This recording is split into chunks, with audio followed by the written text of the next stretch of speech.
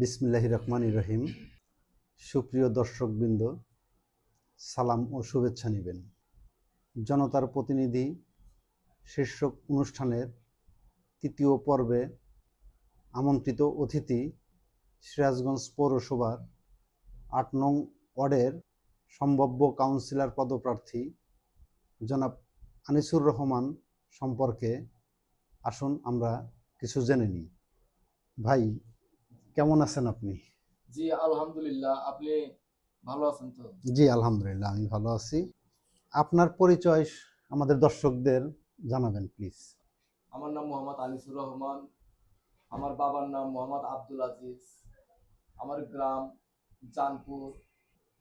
আপনি কবে থেকে এবং কেন জনসেবামূলক কাজে আগ্রহী হলেন, এই সম্বন্ধে আমাদের দর্শকদের বলবেন। দেখুন, আমি সাধারণত ছোটবেলা থেকেই আমি মানুষের উপকারের জন্য সবসময় সোচ্চার। আমি মানুষের যে কোনো বিপদের কথা শুনলে আমি মানুষের কাছে আমি ছুটে যেতাম, এবং আমি মানুষের ভালো কিছু করতে পেরে আমি নিজেকে খুবই আত্মতৃপ্তি পেতাম। আর এই আত্মতৃপ্তিটা যখন আমি ছোট্ট একটা কাজে যখন আমি আত্মতৃপ্তি পেয়েছি, তখনকার আমার মনে আগ্রহ জেগেছে যে হয়তো আরো বড় কিছু ভালো কাজ করতে পারলে আমি আরো বড় ভাবে একটু আত্মতৃপ্তি পাবো। আর সেই বড় আত্মতৃপ্তি পাওয়ার জন্যই আমি আজকে আমার ওয়ার্ডের কাউন্সিলর পদে পাচ্ছি। আপনি কেন স্থানীয় জনপ্রতিনিধি অর্থাৎ আপনার ওয়ার্ডের কাউন্সিলর হতে চাচ্ছেন? আমি সরাসরি আমার এলাকার অর্থাৎ আমার স্থানীয় লোকজনের জনসাধারণের সেবা নিয়োজিত হওয়ার জন্য আমি কাউন্সিলর হতে চাই। আমি সরাসরি যেন তাদের কাজে যেন আমি উৎসাহ দিতে পারি, তাদের কাজে এগিয়ে যেতে পারি, এটাই আমার মূল উদ্দেশ্য। জনসাধারণের ন্যায্য অধিকার আদায় করার বিষয় হচ্ছে আমার মূল লক্ষ্য। জি ধন্যবাদ। আপনার নির্বাচনী এলাকায় কি কি সমস্যা আছে বলে আপনার কাছে মনে হয়, এবং আপনি নির্বাচিত হতে পারলে সেই সমস্যাগুলো কিভাবে সমাধান করবেন? যে আমার নির্বাচনী এলাকা রাস্তাঘাটের অবস্থা খুবই খারাপ, ড্রেনের কোনো ব্যবস্থা নেই বললেই চলে, এটা এক নাম্বার গেল। দ্বিতীয়ত হচ্ছে আপনার বেকারত্ব আছে, আমার এলাকাতে প্রচুর বেকারত্ব আছে। আবার তৃতীয়ত এই বেকারত্ব তো আছে, এটাও একটা প্রবলেম। তারপর আবার আছে আপনার মাদক, মাদকের একটা বিপুল পরিমাণের একটা সমস্যা আর কি, মাদক। এবং মাদকের পাশাপাশি আরেকটা আছে এলাকার পরিচ্ছন্নতার একটা বিষয়। মূলত আমার চোখে আপাতত এই চারটা বিষয় হচ্ছে বেশি সমস্যা মনে হতেছে।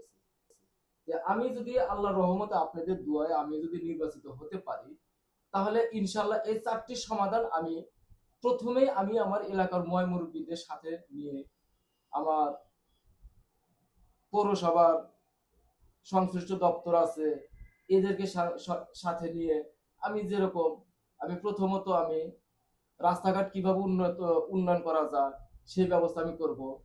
তারপরে বেকারত্ব দূর কিভাবে করা যায় সেটার উদ্যোগ আমি নিয়ে বসবো, এবং মাদক বিরোধী যেটা সমস্যা ঠিক আছে সেটাও আমি আলোচনা করব যুবকদের সাথে, প্রবীণ মুরব্বীদের সাথে। এবং এই মাদককে সমাজ থেকে নির্মূল করার জন্য আমি প্রয়োজনে আমার আইনি ব্যবস্থা নেব, প্রশাসনিক ব্যবস্থা নেব। বাল্যবিবাহ একটা জাতীয় সমস্যায় পরিণত হয়েছে। তো আপনি নির্বাচিত হলে আপনার এলাকায় এই বাল্যবিবাহ প্রতিরোধে আপনি কি ধরনের ভূমিকা রাখবেন?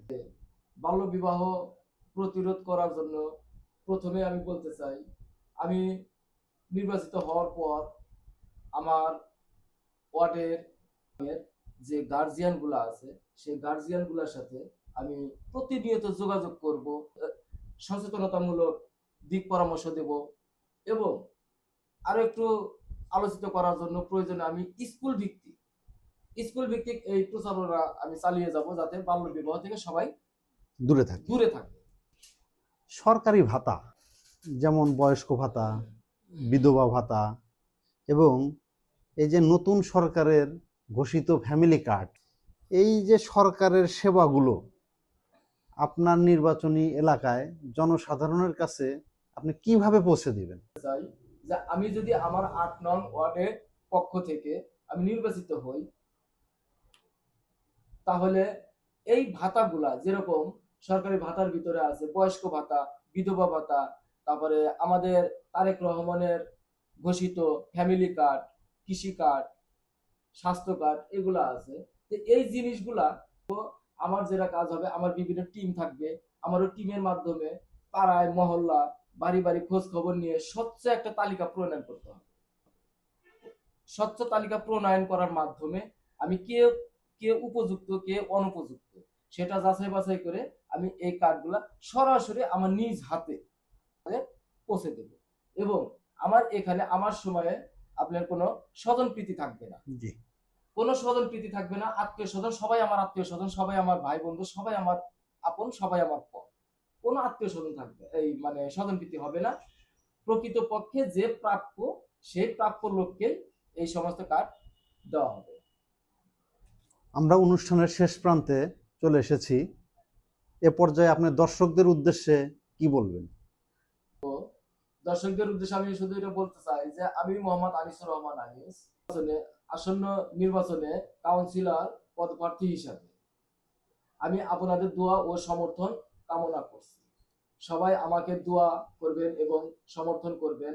এবং আমি আপনাদের কাছে এটা প্রতিশ্রুতি দিতে পারি যে নির্বাচিত হলে আপনাদের সহযোগিতা ও গঠনমূলক নির্দেশ পরামর্শের ভিত্তিতে একটি স্বচ্ছ, সেবামুখী ও উন্নত উন্নত সমাজ গড়ে তুলতে আপ্রাণ চেষ্টা করব, ইনশাআল্লাহ। দেশ বিদেশে অবস্থানরত দর্শকবৃন্দ, ধৈর্য সহকারে আমাদের এই অনুষ্ঠান দেখার জন্য আমি অ্যাডভোকেট মিঠুন রহমান সকলকে ধন্যবাদ জানিয়ে আজকের মতো এখানে শেষ করছি। আল্লাহ হাফেজ।